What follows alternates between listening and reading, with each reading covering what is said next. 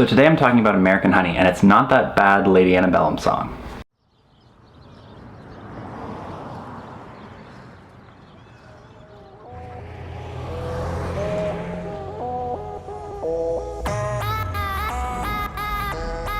It's a business opportunity. We go door to door, we sell magazines, we explore like America, we party. Come with us.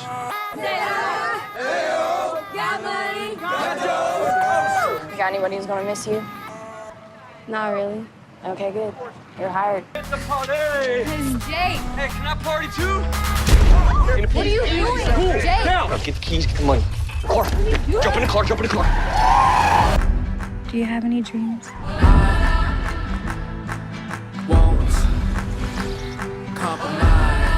Scared? Bang.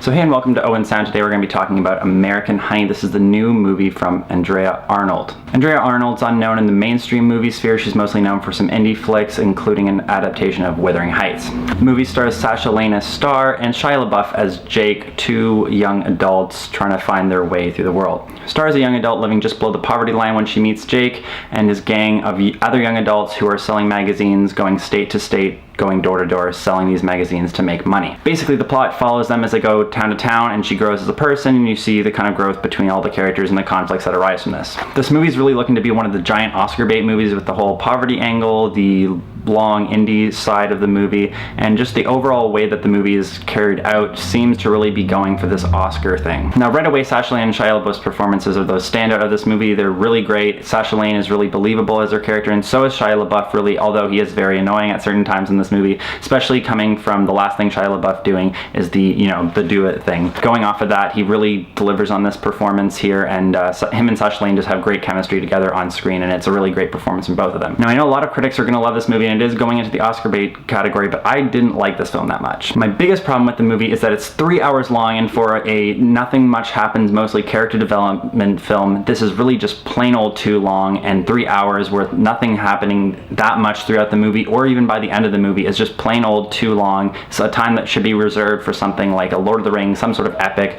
or something where just a lot more is happening, frankly, scene to scene and pacing wise. This said, there is a good movie not even buried in here, but it just felt like the pacing could have been really picked up, and if it was edited down, it would be a much more palatable movie and digestible movie overall, as I did like a lot of aspects of the movie. This said, there are some ups and downs with the way the film is shot and the cinematography. The Handycam works a lot for it with the kind of real lifestyle that they're going for with this shooting, but also at times it feels kind of stagnant and boring, as this is kind of just a very normally not cinematography heavy movie in those terms, and can get kind of boring once you reach the 3 hour point when there's not much visually going on in the movie. This said, the movie does focus on a really unique demographic with these partying teenagers, or I guess young adults in certain cases, and really following them, and it's this unique demographic they don't see in many movies. It's all like unknown actors, I think, really, besides Shia LaBeouf, and Sasha Lane has appeared in some things, but this is really her first really big film role, and overall it's a really cool demographic. I don't really identify with any of them, so I did find that as a bit of a turn off in that case,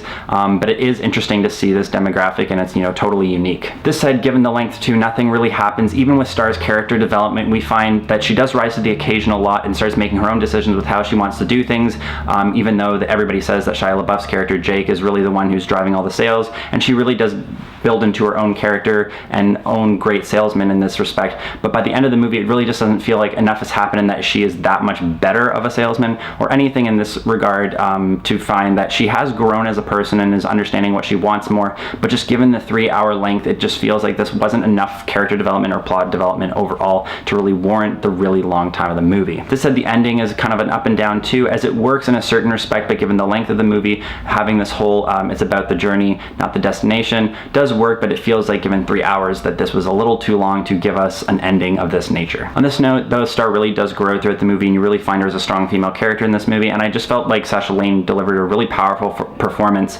in a movie that you might not see otherwise, and that her character really becomes her own unique kind of chameleon of a person where she can turn these things on and off, and you're not really sure if it's actually her or she's doing this to get ahead in the world. And it's a really interesting character that I would have liked to see, I guess, develop more given the huge length of the movie. So overall, I really thought American Honey had a lot of promise, but I just felt, given the immense length of the movie, that I just felt bored in the last hour of the movie, given that not enough was happening, and I knew it wasn't going to really jump to this huge climactic denouement or something like that. Even though it really didn't have to, I just felt that given the 3 hours, more needed to happen, just given that this movie was just so immensely long. So with that said, I think I want to give this movie a 6.5. There is a better movie I felt that could have been edited down in this case, but with that given, I just felt like there's not enough that happens in this movie to warrant a higher ranking, given that there's so much just in terms of boring, nothing happening scenes, and just so much of the movie just feels like it drags. So thank you guys again for watching, and you can check out everything I do on my Owens Sound blog,